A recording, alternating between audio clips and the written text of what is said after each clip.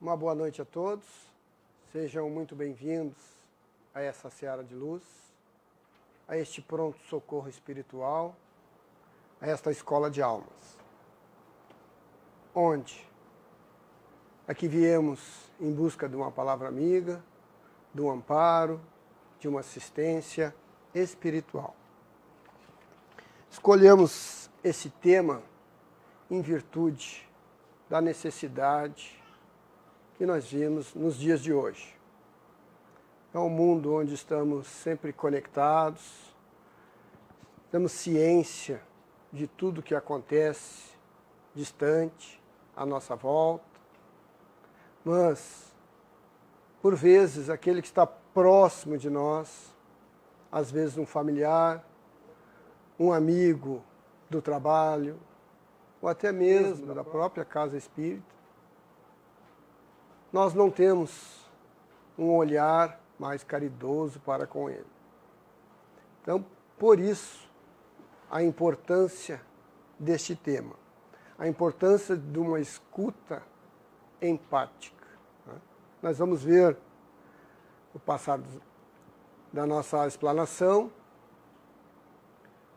o que é escuta, o que é empático. Vamos então passar o primeiro. Escuta.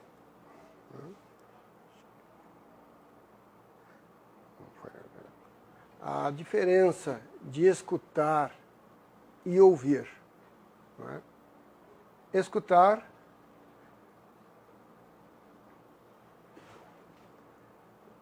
é quando nós ouvimos com o coração. Poderíamos definir desta maneira. E ouvir. Ouvir nada mais remete do que todo a qualquer som que vem aos nossos ouvidos. Sem um filtro, sem uma atenção, mesmo que não estejamos prestando atenção ou não damos a atenção devida, estamos ouvindo. Agora, quando nós nos prontificamos a escutar, é diferente. Aí tem o filtro. Né? Escutar é entender o que está sendo captado. Por isso o motivo do desenho. Né? A pessoa que às vezes está falando, ela não tem uma ordem cronológica, ela não tem uma ordem sentimental, porque ela está tão confusa que ela não tem condições. E aí quando nós paramos para escutar, e não somente escutar, nós nos colocamos no lugar dela, ou seja, fazemos uma escuta empática, nós vamos desenrolando, organizando aquela ideia que a pessoa está desabafando conosco. Então, escutar é entender o que está sendo captado pela audição, mas, além disso, compreender e processar a informação internamente. Quando ele diz compreender, é escutar caridosamente, é escutar com o coração. Quando fala em processar, é processar as ideias sem que nós saímos rotulando, julgando, ou já de imediato tendo a solução daquilo que a pessoa está falando. Então é isso que nós pregamos dentro da nossa doutrina, o saber escutar. É algo que cada vez menos, né, nós fazemos. Porque todos nós queremos contar as nossas novidades, contar as nossas alegrias, contar as nossas dificuldades. E poucos estão dispostos a ouvir. Poucos estão dispostos a escutar realmente. Por quê? Porque não tem o hábito da escuta. Nós temos o hábito simplesmente de ouvir. O fulano falou, mas quando escutamos de maneira harmoniosa, de maneira empática, nós escutamos com o coração. Vamos lá agora falar o que seria empatia.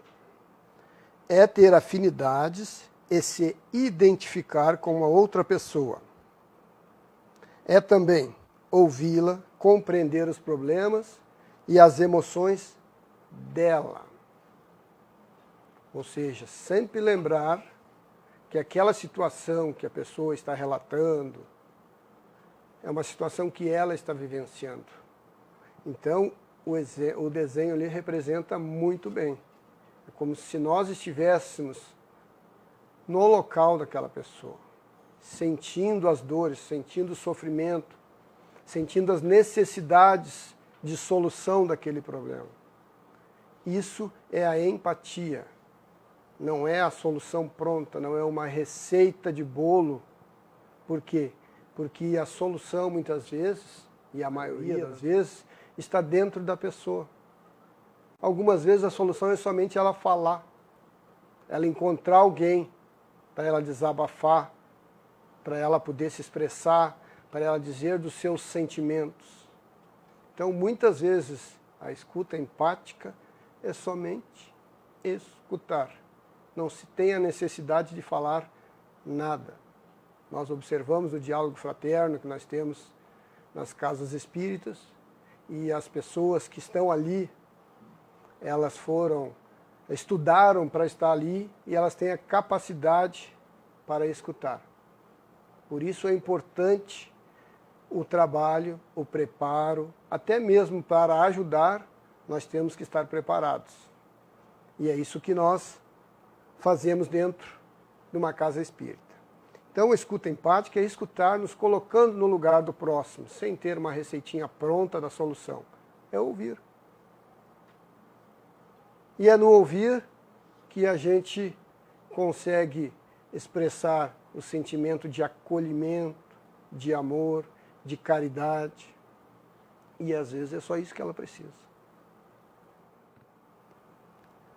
No livro Obreiros da Vida Eterna, de Francisco Cândido Xavier, através do Espírito André Luiz, ele tem um parágrafo que nos representa muito e tem muito a ver com o nosso tema, onde ele diz que nós viemos com a personalidade congênita, ou seja, nós viemos com as inclinações de vidas passadas, para talvez expiarmos aqui ou passarmos pelas provas com essa nossa personalidade congênita, com as nossas inclinações boas e não tão boas.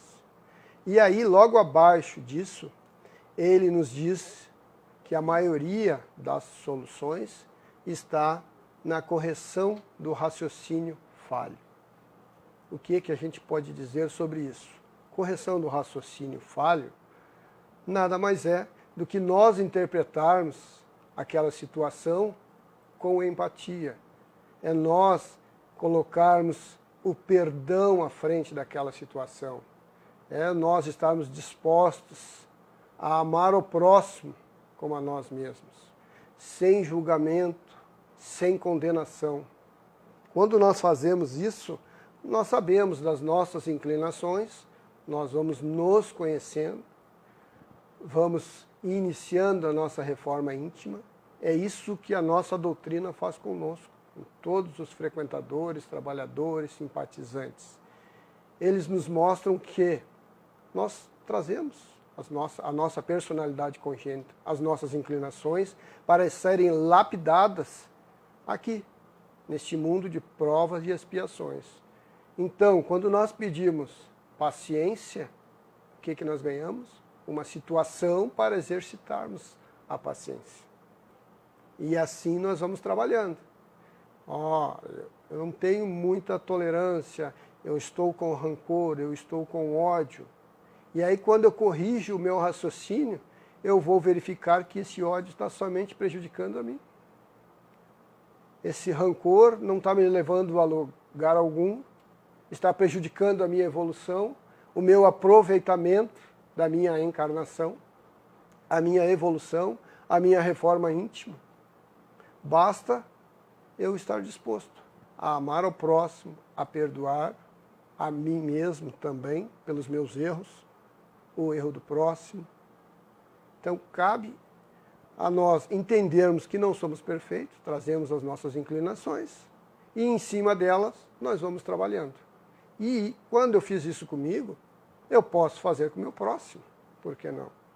Não é? A gente sabe das inclinações dele, das deficiências, do que ele tem que melhorar, mas quando nós estamos numa escuta empática, não cabe, a maioria das vezes nós dizemos isso. Cabe a gente ouvir, escutar e às vezes questioná-lo para a sua reflexão, orientá-lo para a leitura do Evangelho, para o Livro dos Espíritos, para uma obra complementar, a assistir uma explanação, a participar de um passe. Tudo isso cabe sim a nós sugerirmos. Caso não queira, respeitamos e continuamos o nosso diálogo, a nossa conversa com o nosso humano. Rubens Alves, no livro O Amor que Acende a Lua, nos diz: o que as pessoas mais desejam é alguém que as escute de maneira calma e tranquila, em silêncio, sem dar conselhos, sem que digam, se eu fosse você. A gente ama não é a pessoa que fala bonito, é a pessoa que escuta bonito. A fala só é bonita quando ela nasce de uma longa e silenciosa escuta. Ou seja, eu preciso escutar por um longo período, por um período que seja suficiente para que eu possa me pôr no lugar dele e auxiliá-lo dessa maneira. Não é? Começou a história, mas por que tu já não fez? Mas por que tu não fez aquilo? Aí a gente não está ajudando, não estamos auxiliando. Pelo contrário, muitas vezes a pessoa não vai nem procurar mais ajuda. Acaba afastando a pessoa de um auxílio, de um diálogo fraterno, por exemplo. E esse diálogo não necessariamente se faz em uma casa espírita. Ele começa nos nossos lares, com os nossos filhos, com nossos companheiros, com os nossos pais. É ali, a primeira escola da qual nós viemos e a qual nós temos que praticar tudo aquilo que aprendemos diante dessa doutrina esclarecedora, maravilhosa, que nos dá o norte, nos dá a bússola do bem, da caridade. Rubens Alves ainda nos diz: é na escuta que o amor começa e é na não escuta que ele termina. Quantas vezes a gente vê um relacionamento terminar, relacionamento às vezes familiares, às vezes conjugais, porque um não quer escutar o outro, ele não deixa o outro falar, ele não está disposto a escutar. E aí viram dois monólogos, porque os dois falam simultaneamente, os dois não se escutam, e aí fica um coração partido, não consegue se pôr no lugar do próximo, não consegue auxiliar e muito menos ser auxiliado. E aí ele diz mais adiante no livro que não aprendeu isso em livros, aprendeu sim prestando a atenção. E aí no livro ele relata que ele vai num restaurante e fica observando as pessoas de mais idade, fica observando as crianças, fica observando os casais, e aí a gente vai vendo se eles estão escutando um ao outro, e aí entra a tecnologia, que ela muito nos ajuda, muito nos auxilia. Nós estamos utilizando ela aqui agora para atingir o maior número de pessoas com a palavra do Evangelho, mas se não for comedida, se a gente não souber usar, ela afasta os que estão próximos e aproxima os que estão distantes. Não é? E nós podemos aproximar aqueles que estão próximos cada vez mais.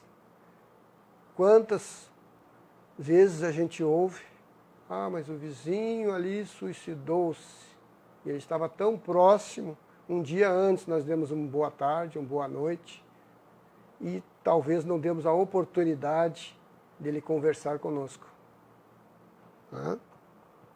Então vamos aprender também com o próximo, vamos aprender conosco mesmo, vamos ver se nós estamos falando, se nós estamos escutando o nosso próximo, vamos observar mais o nosso presente, o nosso momento atual, e sim, podemos mostrar ao próximo o que nós estamos vivenciando, o que nós temos, a nossa vida real é uma coisa, a vida virtual, ela é diferente.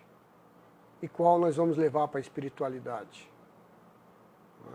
A nossa vida real, os nossos atos, as nossas ações, as nossas boas ações, o nosso aprendizado, a nossa evolução espiritual. Isso é o que nós levaremos adiante. Então, quando nós temos a arte de ouvir, é de suma importância. Por quê? Porque escutar com empatia é saber ouvir com a plenitude da alma.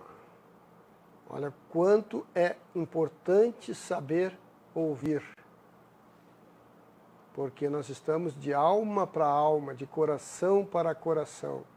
Estamos observando, escutando as palavras, vendo os gestos das pessoas, vendo a feição no rosto, o olho no olho. Isso não tem preço. Isso é que nos dá o aprendizado, a nossa evolução.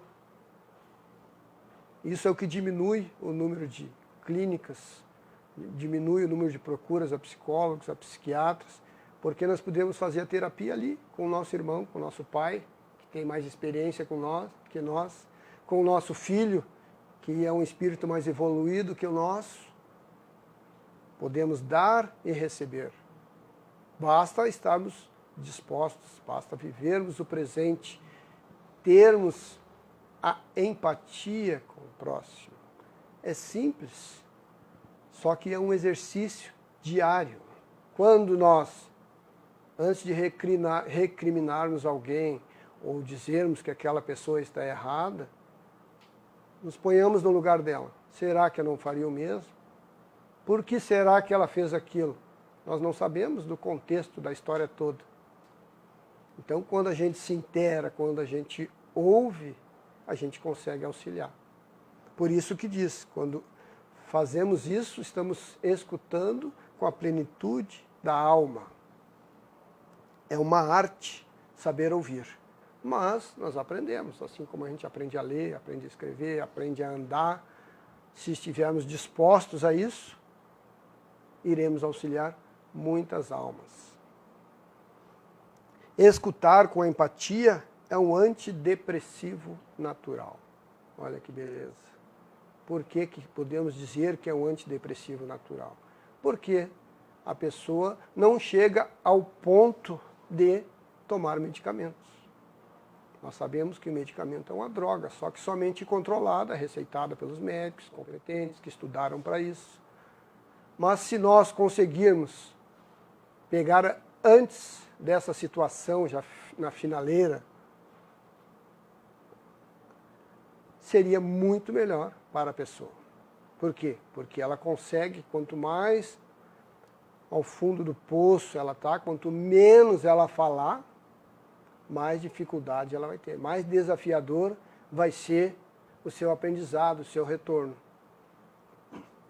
Por isso que é importante a gente aplicar esse antidepressivo natural. Primeiramente com a nossa alegria, com o nosso sorriso, com o nosso abraço.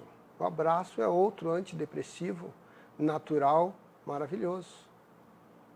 Quem que não gosta de ser acolhido, de ganhar um abraço amigo naquele momento tão necessitado? Todos nós gostamos de nos sentirmos acolhidos, de nos sentirmos recebidos pelo nosso irmão, pelo nosso próximo. E assim como por vezes nós somos recebidos, em outras nós podemos retribuir para um outro irmão. Não é? É o dar e receber.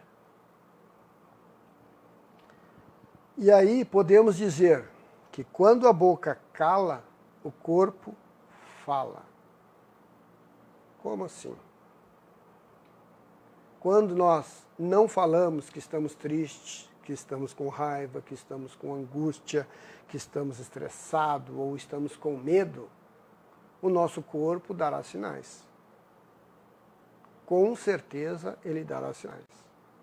Porque como a gente não falou, não externou aquela situação, não conseguimos pôr para fora aquilo que está nos fazendo mal, o corpo vai achar uma maneira. Que seja pelo estômago, que seja pela garganta, que seja pela barriga, que seja pela cabeça, ele vai externar. Né? Se nós fôssemos estudar mais a fundo, a gente iria ver que cada dor está relacionada a um sentimento. O da raiva tem um, a tristeza em outro órgão, a angústia em outro. Então, vamos externar. Eu estou triste. Às vezes estamos tristes e não sabemos nem o porquê. Mas, quando achamos alguém que vai nos escutar empaticamente, e eu digo que estou triste, e aí eu vou externando, e aí eu vou ver que aquela tristeza é de uma angústia, às vezes ela é de uma raiva que eu escondi. Por isso é importante saber ouvir, dar a oportunidade da pessoa falar, deixar ela concluir a sua fala. E aí externa pela boca e o corpo continua são, continua bom. Este projeto, Prefiro Viver, é em parceria da FEB, Federação Espírita Brasileira, com a AME, Associação Médico Espírita.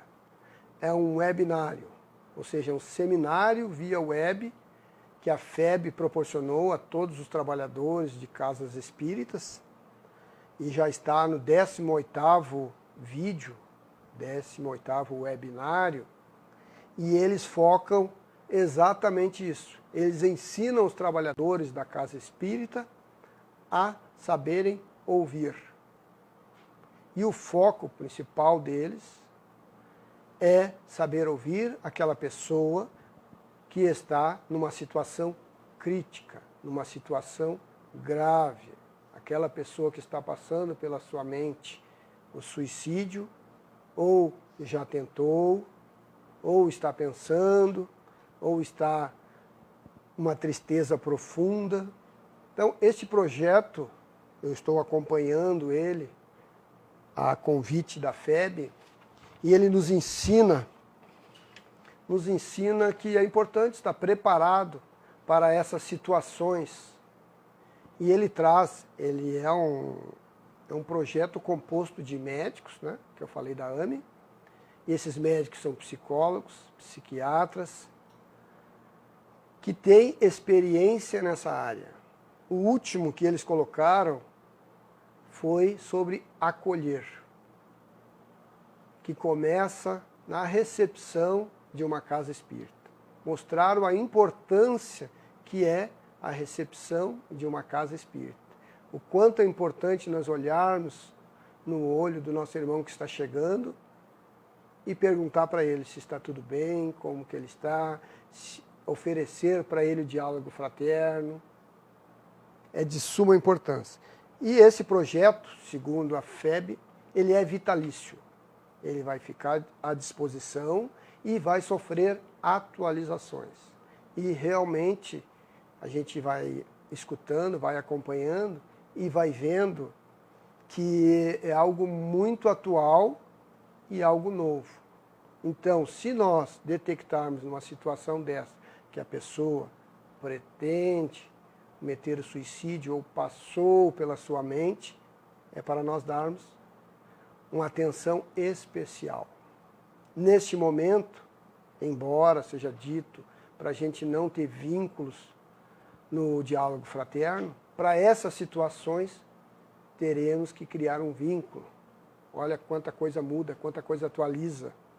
Por quê? Para que a pessoa se sinta acolhida, para ela sentir que tem alguém que está ali auxiliando no seu problema, que existe uma doutrina esclarecedora que vai lhe acolher, vai lhe amparar, vai lhe assistir. E eles dizem nesse projeto, o que nós podemos dizer, o que não devemos dizer. Então, realmente, é muito produtivo. É algo de suma importância para que a gente saiba escutar. Então, nós percebemos que estamos sempre em movimento, sempre em busca do conhecimento. A própria doutrina espírita, o estudo não acaba nunca. Quando nós achamos que terminamos, a gente recomeça, e aí vamos verificar que tem coisas que a gente não havia entendido, ou agora estamos entendendo de forma diferente.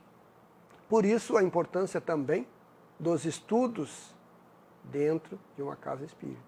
E aí, nesse projeto, tem, acho que a 12ª vídeo, ele nos fala do que a casa espírita nos oferece. E dá um nome muito interessante. Ele chama de terapia que o Espiritismo oferece. Olha aqui, que oportunidade da gente refletir de maneira diferente.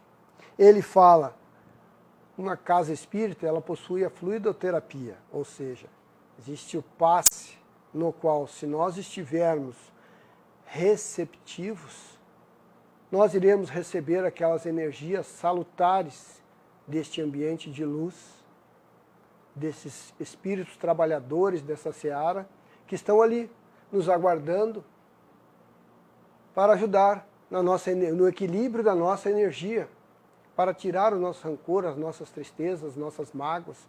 Basta sentarmos, olhos fechados, durante a prece, durante o passe, nós estarmos receptivos.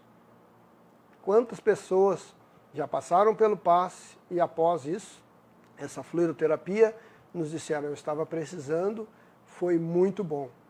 Então, é uma terapia que a casa espírita, o Espiritismo, nos oferece. Uma outra é a terapia do estudo.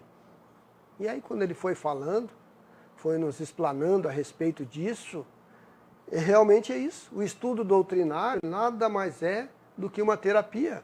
É a hora que nós questionamos, é a hora que nós nos esclarecemos, muitas vezes ali um irmão que está estudando, ele relata uma situação que ele vivenciou, e aí ele se sente mais acolhido naquele grupo. Outras vezes ele faz questionamento, esperando uma resposta para ele aplicar no seu lar. Nós mesmos, em nossa casa, nós ouvimos dos estudantes que a vida deles mudou quando eles começaram a fazer o Evangelho no lar, quando começaram a estudar a doutrina espírita, quando começaram a entender que o próximo não tem que ser como eles querem, que a única pessoa que ele vai fazer a reforma é dele, que o exemplo arrasta, não adianta ele falar. Se ele fizer a parte dele, começa o Evangelho no lar, sozinho. A esposa não quer, ou o esposo, ou o filho. Passa um tempo, vem um, passa outro tempo, vem outro. Ou seja, o exemplo, com consciência, com amor, com caridade, acaba convencendo o próximo pela atitude. A fé sem obra, não é? Quando nós praticamos uma obra, por menor que nós achamos que seja, ela tem um resultado positivo. E assim eu estudo. A gente começa às vezes com 2 alunos, passa para 4, para 8, para 10. E aí quando nós vemos, nós estamos com 20 ou 30 pessoas estudando conosco, aprendendo, e cria laços. Criamos uma grande família fazendo uma terapia, um ajudando o outro, um conversando com o outro.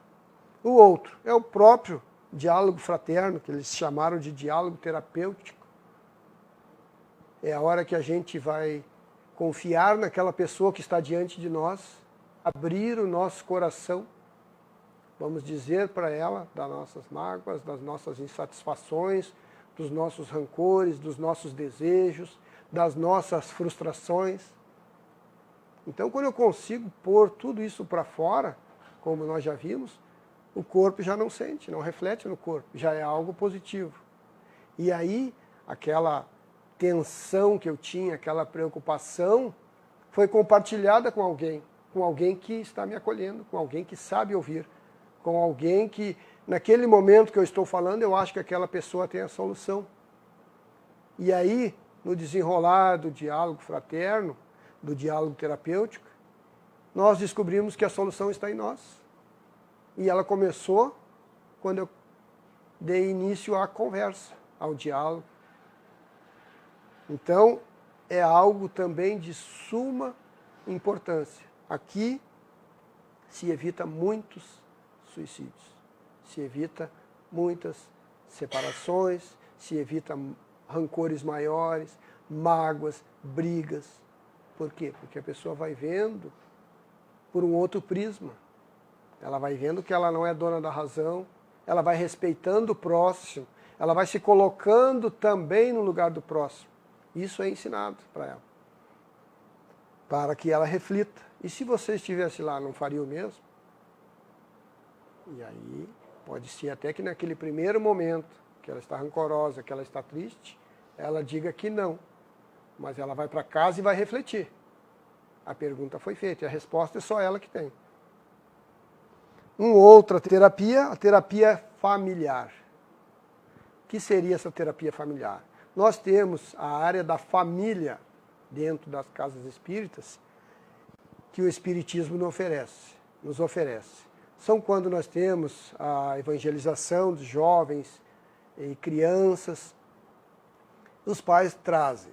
Quando os pais estão trazendo, existem pessoas, trabalhadores, responsáveis que vão acolher os pais.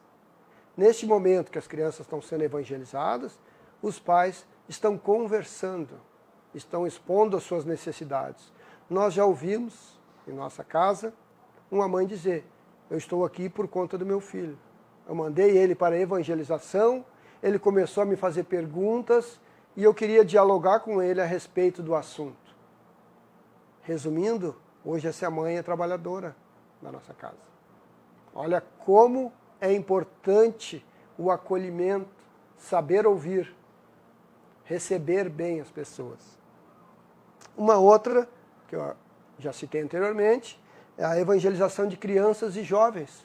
Não deixa de ser uma terapia. A gente percebe que a criança evangelizada, ela é diferenciada. Ela tem mais amor em seu coração, ela tem um entendimento, ela aprende a refletir desde pequenininha, ela aprende a se pôr no lugar do próximo.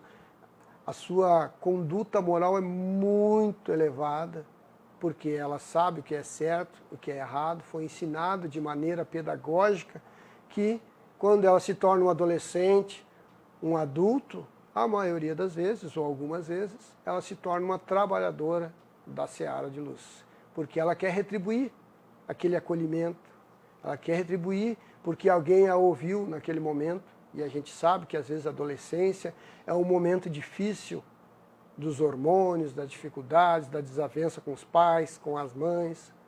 E aí quando ela é trazida para uma casa espírita, geralmente ela traz o pai e a mãe também.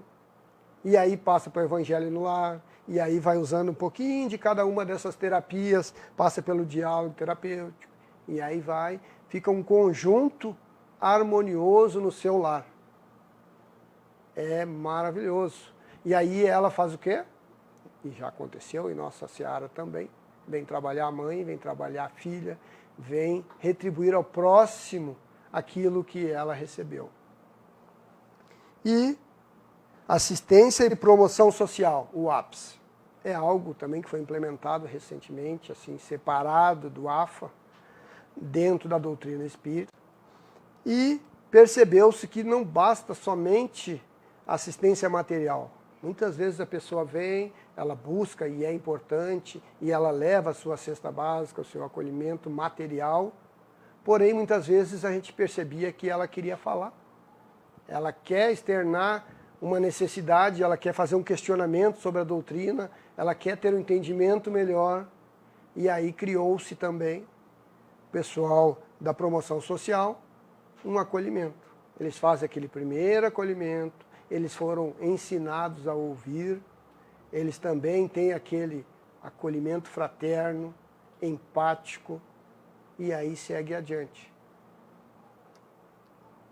E, por último, mas não menos importante, a fluidificação das águas. Muitas vezes nós pensamos, mas eu vou levar a fluidificação, a água para ser fluidificada.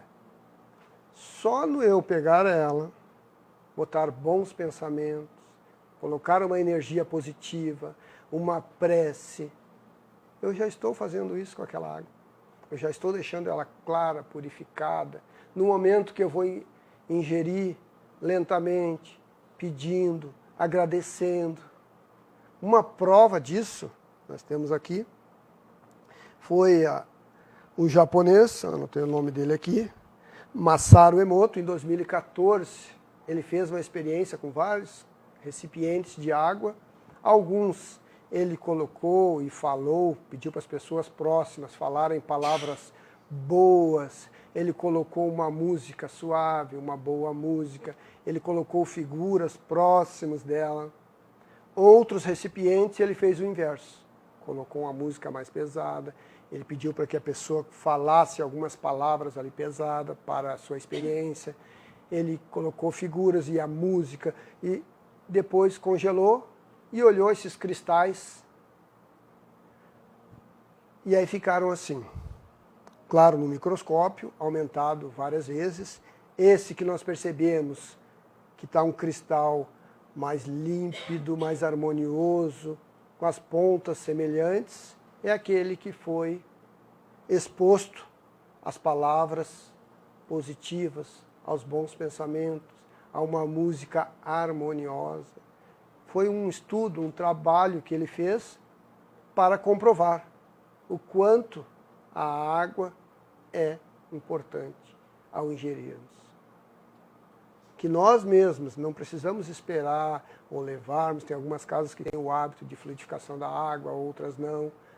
O mais importante é nós colocarmos energias salutares, assim como nós recebemos durante o passe, durante o diálogo fraterno, durante o evangelho no lar, na água em que bebemos. Não é? Então aí nós vemos que as opções, muitas vezes, são nossas. Né? A hora que eu pegar essa água e eu tenho consciência do quanto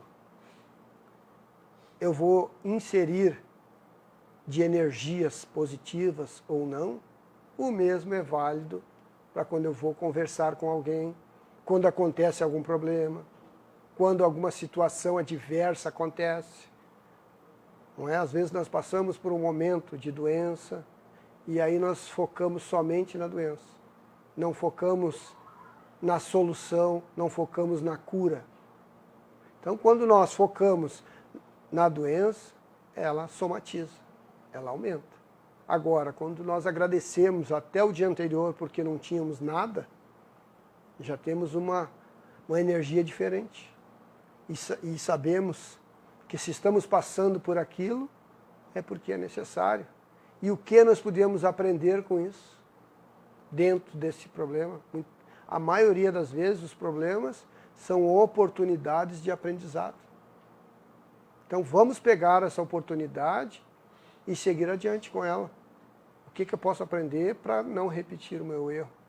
Para fazer como Santo Agostinho fazia ao final do dia, deitava a cabecinha no travesseiro e pensava em tudo que ele havia feito de bom, de certo, de correto. E também pensava naquilo que ele deixou de fazer, naquilo que ele fez e se arrependeu, para que o aprendizado no próximo dia ele pudesse aplicar, para que o próximo dia, ou amanhã, seja melhor que o hoje foi. Não adianta nós focarmos no ontem, no meu erro, no meu passado, em algo que eu fiz que não deu certo, porque já foi, é passado. O que decide o nosso futuro é o nosso presente. E o próprio nome já diz, presente. Cada dia que nós acordamos, que nós amanhecemos, que nós vimos o sol, que nós escutamos o pássaro, que nós podemos enxergar, andar, respirar, é uma conquista. É o dia que nós temos a oportunidade de aprendermos, de auxiliarmos o próximo, de seguir a nossa caminhada evolutiva, de não desperdiçarmos, porque se nós ficarmos presos no ontem, nós desperdiçamos. E é isso que algumas pessoas fazem. E quando a gente sabe escutar, aos poucos a gente vai mostrando para eles. Isso aí, Já passou? Já foi. Então, o que você pode fazer para modificar? Nós não estamos dando solução, nós estamos conversando com ela, fazendo um diálogo. E aí ela mesma vai pensando, vai achando as melhores opções para o seu melhoramento. E assim a gente vive, um dia de cada vez, aproveitando a nossa encarnação, evoluindo neste mundo de prova e expiações, observando as pessoas que estão ao nosso lado, colaborando com elas, aprendendo com elas, ensinando a elas. Então, queria deixar aqui essa mensagem para nós, para a nossa reflexão nessa noite, que possamos levar para esta semana. Não temos a pretensão de esgotarmos este assunto, nem um momento.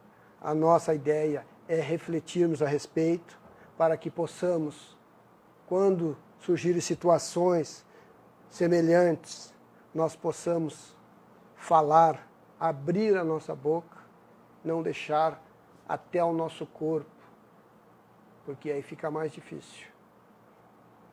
E que, ao mesmo tempo, possamos observar os nossos irmãos necessitados, possamos fazer a diferença para eles.